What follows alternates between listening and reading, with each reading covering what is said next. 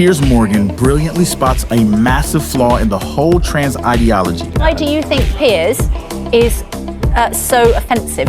Well, I think the way that Piers talks about trans people, and specifically non-binary people, is that you mock them, you make fun of them, you use them as entertainment, you use the lives of real people in this country, a vulnerable minority, as something to make fun of and get a reaction. And I don't think that's the quality journalism When has that he you do done elsewhere. that? Well, Be for example, specific, be well, specific. when you claim that you're a two-spirit penguin. Yeah, you know why I did that?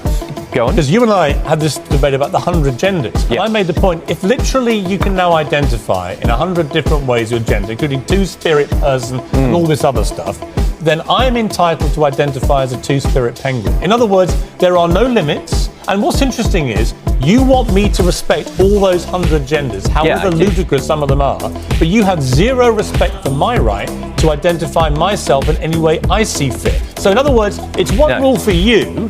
You say everyone's entitled to say they can be whatever they want. But the moment I decide that I want to be a Piers. two-spirit penguin, you go absolutely nuts and want to control that's not how it works, I Piers. self-identify. That's not how That it is the works. point I'm making. That is not transphobic. Okay, That is exposing a flaw in your position.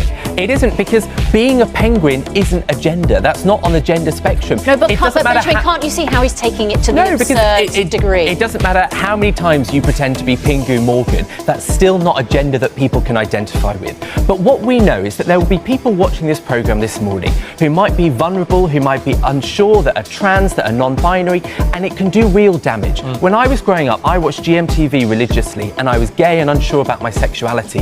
And I fear that if that had been mocked constantly on breakfast telly, There are that a would few have people. damaged. Okay.